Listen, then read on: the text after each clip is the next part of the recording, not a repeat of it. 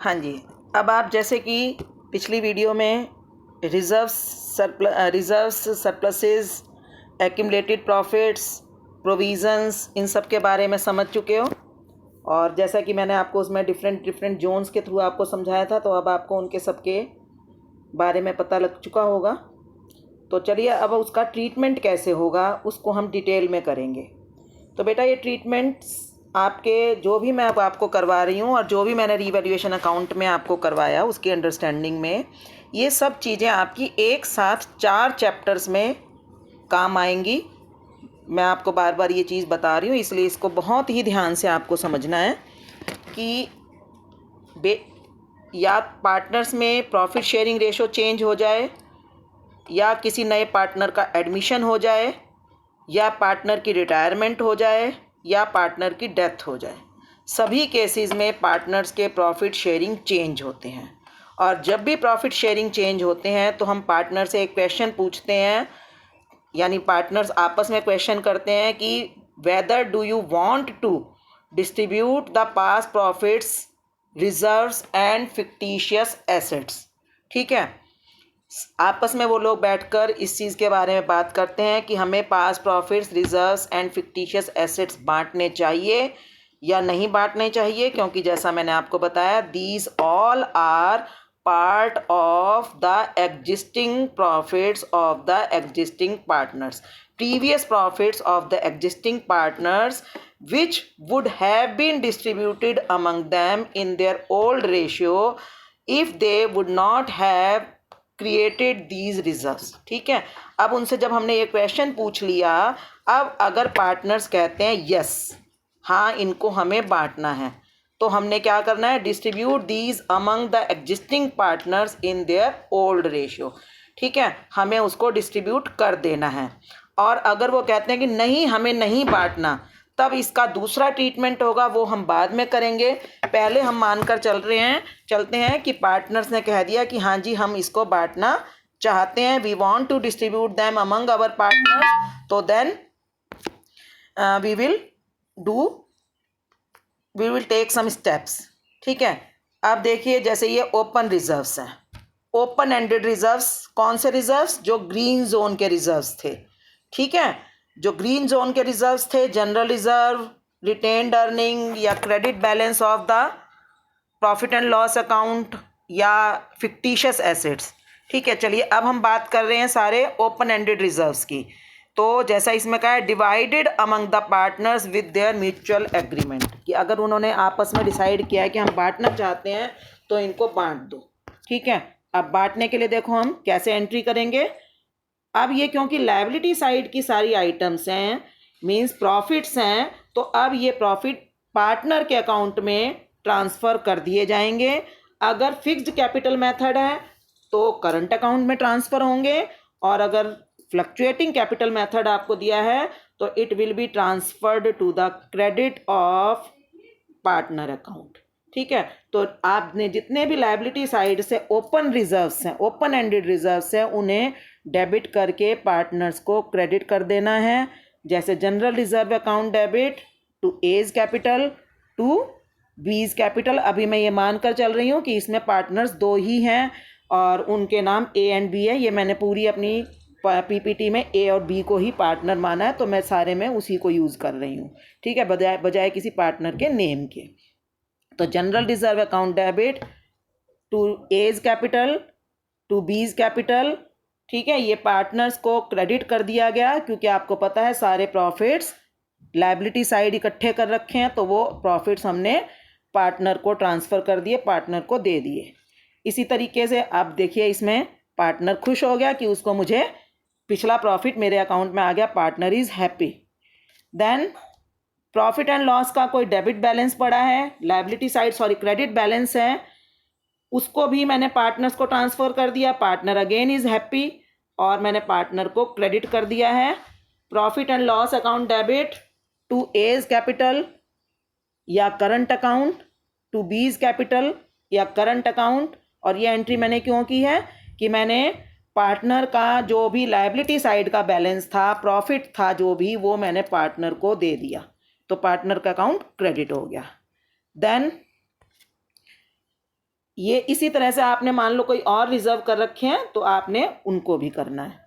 अब बात आती है, वही फ्री चीज़ें हैं लेकिन वो एसेट साइड में अपीयर हो रही हैं, कुछ स्पेसिफिक डेबिट बैलेंस हैं, इनको भी आपने पार्टनर्स में डिस्ट्रीब्यूट करना है अगर पार्टनर्स ने एग्री किया है। तो उसके लिए, क्योंकि एसेट साइड से ये चीज़ जा रही है, तो इसका मतलब उसका हमारी बुक्स में डेबिट बैलेंस है।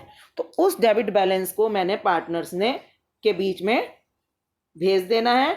तो A is capital account debit, B is capital account debit to profit and loss. ये प्रॉफिट एंड लॉस का डेबिट बैलेंस आपको एसेट साइड में दिखाई दे सकता है, और तो आपको इसे भी ख़त्म करना पड़ेगा। और ख़त्म करने के लिए डेबिट बैलेंस का मतलब होता है कि कोई पिछले साल का लॉस है जो अभी पार्टनर्स के बीच नहीं बांटा गया। तो हमने पार्टनर्स के अकाउंट को डेबिट करके प्रॉफिट एंड लॉस अकाउंट का अगर कोई डेबिट बैलेंस है जो कि एसेट साइड पर अपीयर हो रहा है तो आपने उसको बांट देना है। ठीक है। आप थोड़ा सा पार्टनर को बुरा तो लगेगा ही, पर बांटना ही पड़ेगा। इसके बाद ऐसे ही अगर आपको एसेट साइड पर कोई भी अकाउंट और भी नज़र आ रहा है, जैसे कोई गुडविल अपीयर हो रही है बैलेंस शीट में आपको दिखाई दे रही है, ये ऐसी गुडविल है जो पास में पार्टनर्स ने किसी फर्म से परचेज की होगी और अभी तक उन्होंने उसको राइट ऑफ नहीं किया होगा। ठीक है। या कोई पास्ट का कोई एडवर्टाइजमेंट पर इन्होंने कोई मेजर खर्चा किया होगा जिसको अभी तक ये पूरा राइट ऑफ नहीं कर पाए होंगे। या कोई डेफर्ड रेवेन्यू एक्सपेंडिचर भी हो सकता है, ये इसमें मैंने शो नहीं किया, बट हो सकता है कि कोई ऐसा पास्ट में कोई बड़ा खर्चा हो जिसको इन्हें धीरे धीरे करके राइट ऑफ करना था, लेकिन वो राइट ऑफ होने से पहले ही इनकी प्रॉफिट शेयरिंग रेशो चेंज हो गई। तो हम इमीडिएटली, अगर पार्टनर चाहते हैं कि हम इसको इमीडिएटली राइट ऑफ कर दें, तो हमने उसे भी राइट ऑफ करना है। और क्योंकि all these are part of expense और लॉस, तो हमें ये पार्टनर से ही रिकवर करने हैं। और अगर पार्टनर से रिकवर करने हैं तो A is capital account debit, B is capital account debit वही है। अगर फ्लक्चुएटिंग मेथड है तो आप कैपिटल अकाउंट को डेबिट कर दोगे। करंट अकाउंट का अगर फिक्स्ड मेथड है तो आप करंट अकाउंट को डेबिट कर दोगे। और इस तरीके से पार्टनर्स के बीच में वो लॉस ट्रांसफ़र कर दिया जाएगा। थोड़ा पार्टनर को बुरा लगेगा, लेकिन ये ज़रूरी था।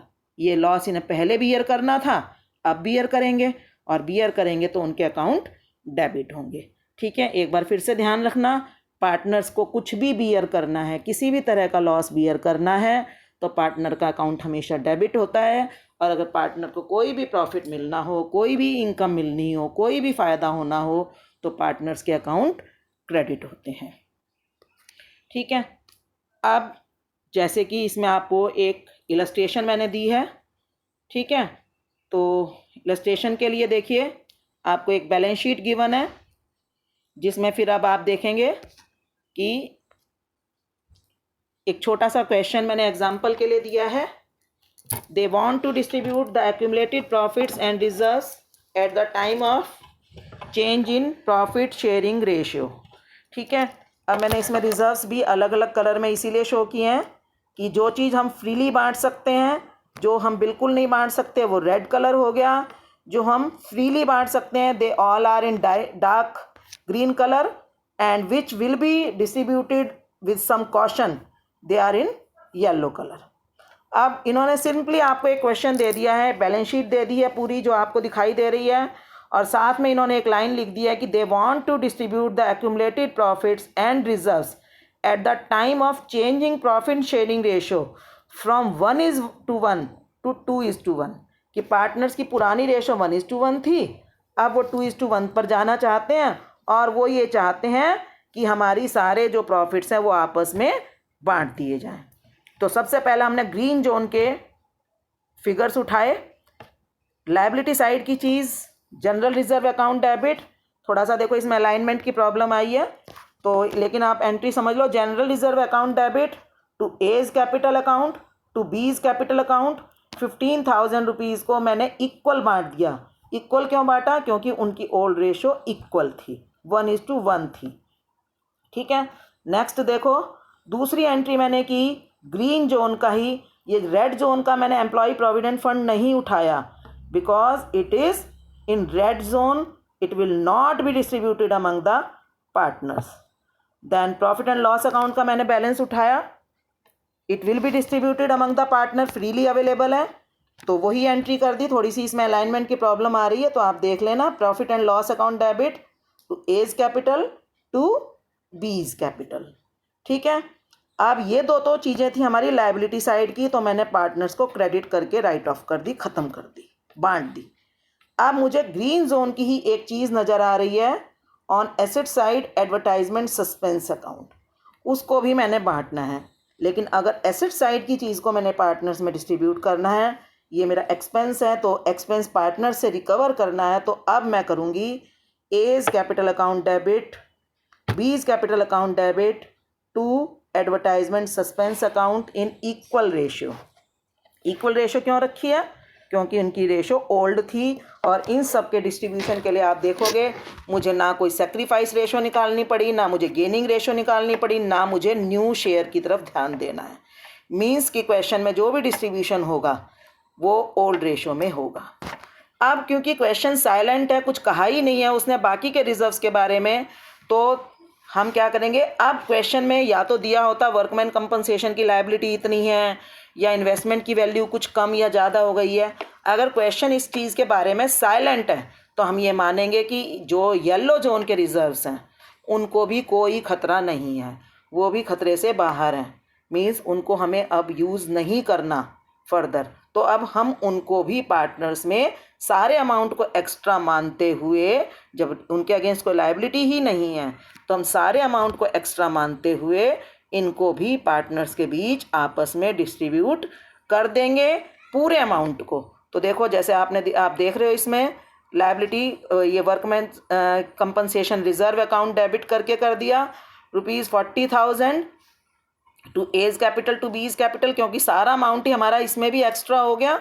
और ऐसे ही मैंने इन्वेस्टमेंट फ्लक्चुएशन फंड को भी पूरे को पार्टनर्स में डिस्ट्रीब्यूट कर दिया इन ओल्ड रेशियो, बिल्कुल सेम। जब इनके अगेंस्ट ये येलो जोन के जो रिजर्व्स हैं, जब इनके अगेंस्ट कोई लायबिलिटी ही नहीं है तो ये रिजर्व्स भी ऑटोमेटिकली ग्रीन जोन के रिजर्व बन जाते हैं, और इनका जो ट्रीटमेंट है वो भी ग्रीन जोन के रिजर्व्स की तरह से ही किया जाता है।